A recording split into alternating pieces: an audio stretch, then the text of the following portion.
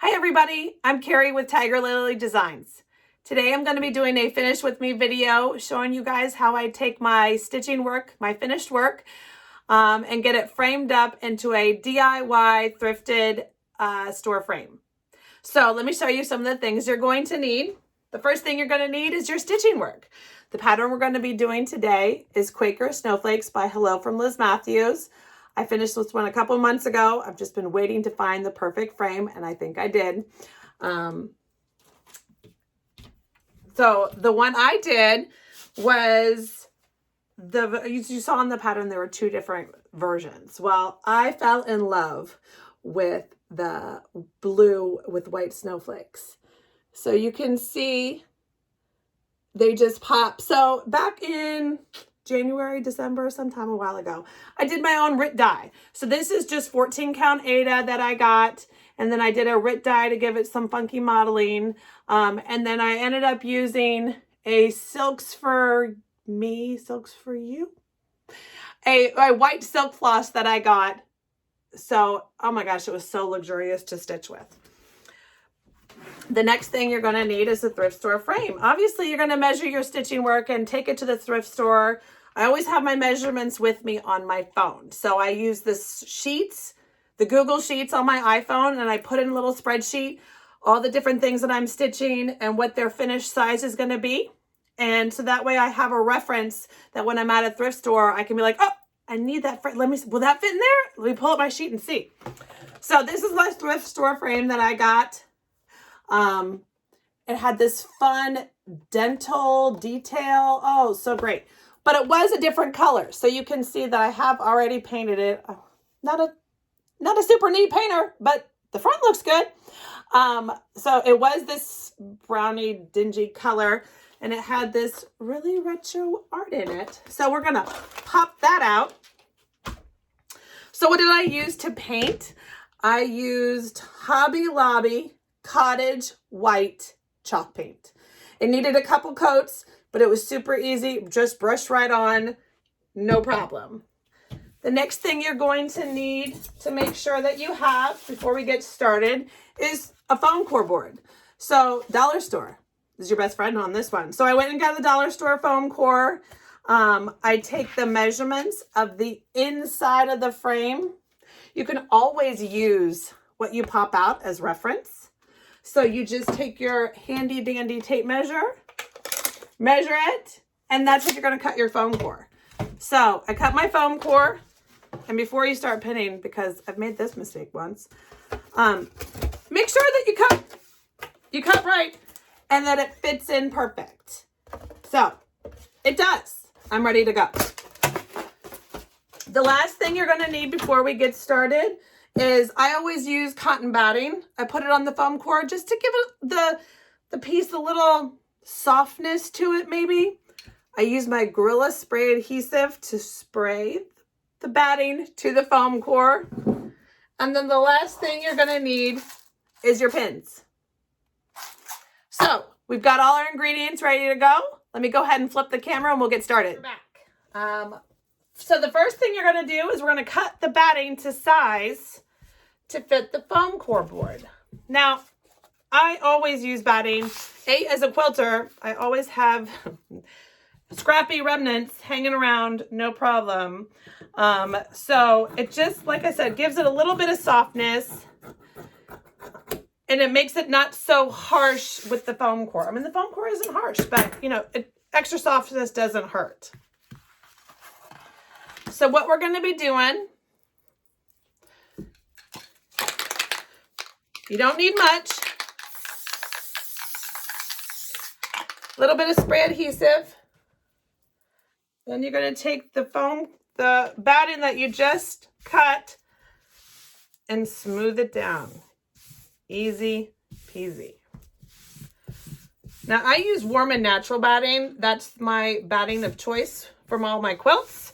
So with that one, it does have a little bit of funky, darker speckles. So I wouldn't use this, and I don't use this when I have a white piece, but because my piece is blue today, I am good to go.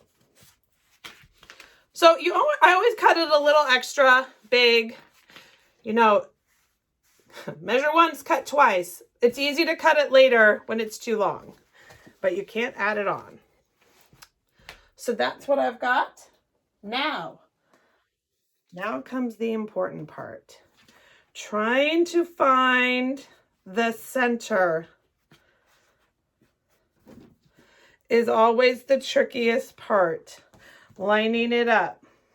And again, you can see I haven't cut my extra off yet. That's okay. I can cut it off once I get it going. So you can see I've got a nice straight, the patterns that have a nice line reference, totally love. You can use your 8 dots to start. I'm going to, you know, when I look at it closely, when I start to pinning, I'm going to pin in the same row along right in the foam core. And so it's going to totally create a straight line. But I want to get as straight as I can before I start and make sure that, you know, my overlap, because I'm using a thrift store frame and not a custom frame, it's not perfect. And I'm okay with that. You know, you can see that if you get it custom framed. So for example, this image is 11 1/4 by 10 1/4. 10 1/4 by 11 1/4 is the stitching piece. I mean, if I wanted a half inch margin all around, I wanted an 11 1/4 by 12 1/4 frame. Well, the odds of me finding that at a thrift store, slim to none. Needle in a haystack. And so you have to be able to be a little more flexible. So the frame that I ended up getting was close. Let me tell you what this is 12 inches wide by 14. So 12 by 14. It's a little funkier than the 11. So an 11 by 14, you can get standard at, you know, Hobby Lobby or wherever you shop for your standard frames. But this is 12. So it gives me, it's a little closer symmetrically for the margin on the top and the sides. It's close, and it's definitely close enough for me. So I think I've got this guy where I want him. So the next thing you're going to do is you're going to take your pins, and you know, if I can figure out how to time lapse this, I might. If I can't, well, fast forward yourself, because this part takes some time. So the first thing you want to do is I always pin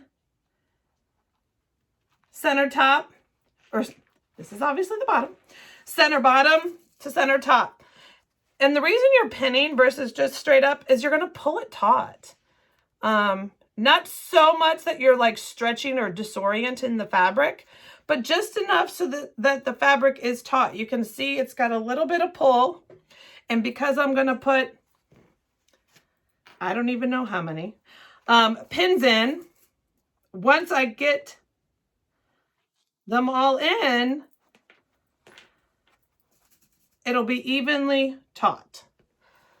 So I go from top to bottom, you know, so I'm going to pull a little, pin a little, pull a little, pin a little. It helps me stay straight. You know, I don't want to, if I'm do it slowly, then I can see that I'm not getting wonky. You know, this straight line, at the end of the day, we don't want it to be wonky. And so the key is if you follow the same stitch row, just like when you're stitching, it's like stitching and counting, but you're stitching and or you're pinning and counting now instead. Follow the same line. That's, you know, one way to stay straight. That works out great. So, like I said, just in case I don't figure out how to time lapse, what's some things that you can talk about while I'm pinning? Let's see. So like I said, this was a Silks for You floss that I got. It was my first time stitching with silk. And so, as everybody knows, silk is an expensive floss in the world of flosses. And so I definitely wanted to try my hand at it. And what better way to try one than with one color? You know, if I chose a different pattern that need multiple flosses, that would have got a little pricey. But this one worked out great. I only needed the white, and I just love so much how this pops off the blue fabric. So this was also my first time RIT dyeing. I'll be honest, I can tell you that I RIT dyed a couple of them. You know, I wanted to get a little modeling. You know, I didn't want one solid color. So the key was, I did like the stitching with the housewives version, kinda. I watched their video definitely for inspiration and to figure out, you know, stuff it in a jar. I actually used, so this was a big piece of fabric, so I didn't use a jar. I used some plastic containers that some food came in that, you know, I kept because why not? That's the best thing to do. Like, you know, a yogurt, big old yogurt, Greek yogurt container, rather than throwing it out or recycling it, actually. I just keep them for this exact purpose. So it was a perfect little container. And so that way I can throw it away. And I did. But the dyeing wasn't hard. It was quick. You know, with the RIT dye, it's kind of instant gratification. If you don't like the color the way it is, you know, within 20 minutes of it coming out, do it again. Put more dye. Have your ratio of water to dye be different. So that you have to be careful when it's foam core pinning to make sure that you go straight in. You saw that one popped up through. So I had a little bit of an angle when I stuck it in. It happens, no big deal. Obviously the fabric has had needles in it before. So, you know, just pull it right back out and do it again. So, as I mentioned, you know, I do my own framing. Obviously, this is a DIY frame with me video. But why do I do it? It's, it's kind of fun.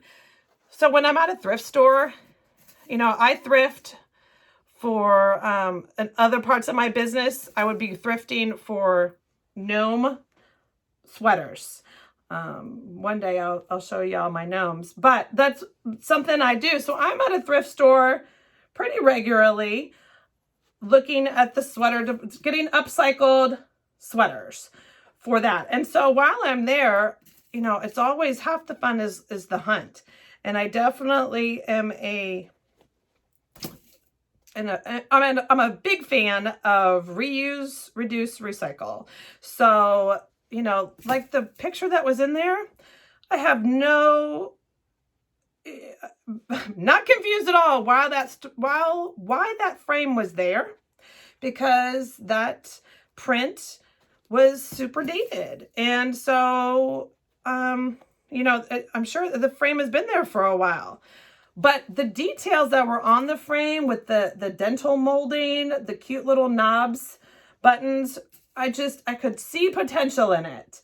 And that's the biggest thing that I see with using thrifted items is if you tweak it a little bit, you can give it a new life.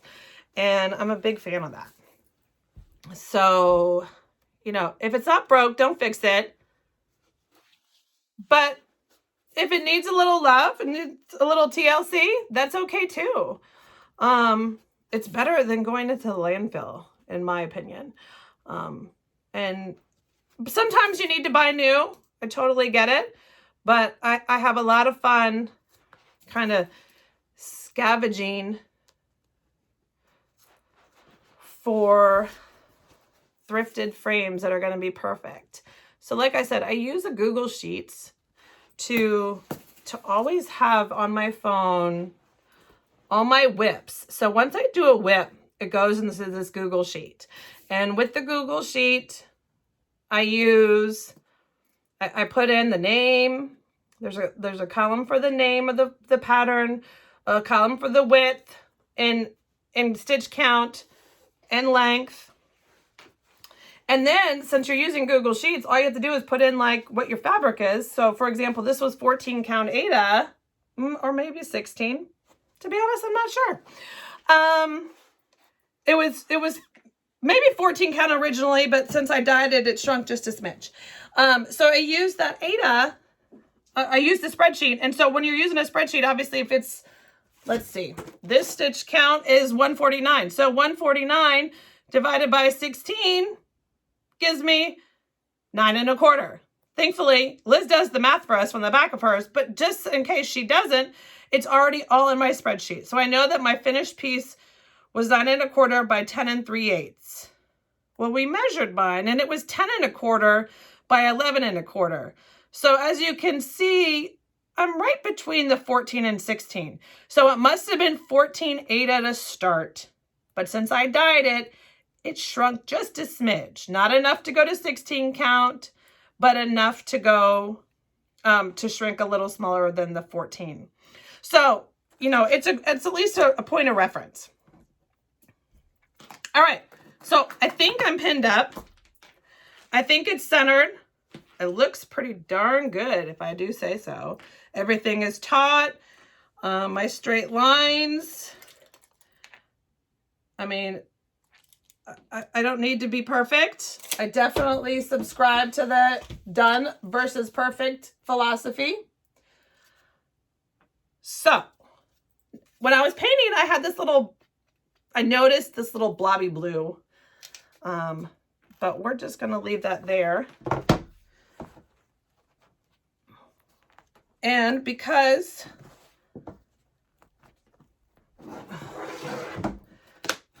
there we go. I was going to say it needs a little finesse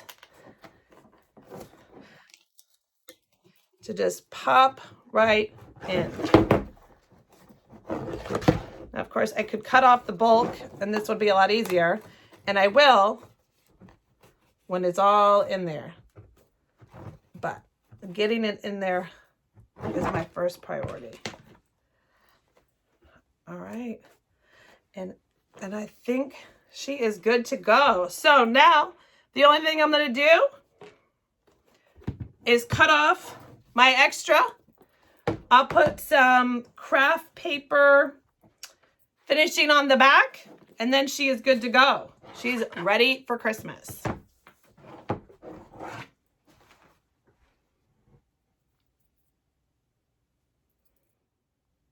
And she's done.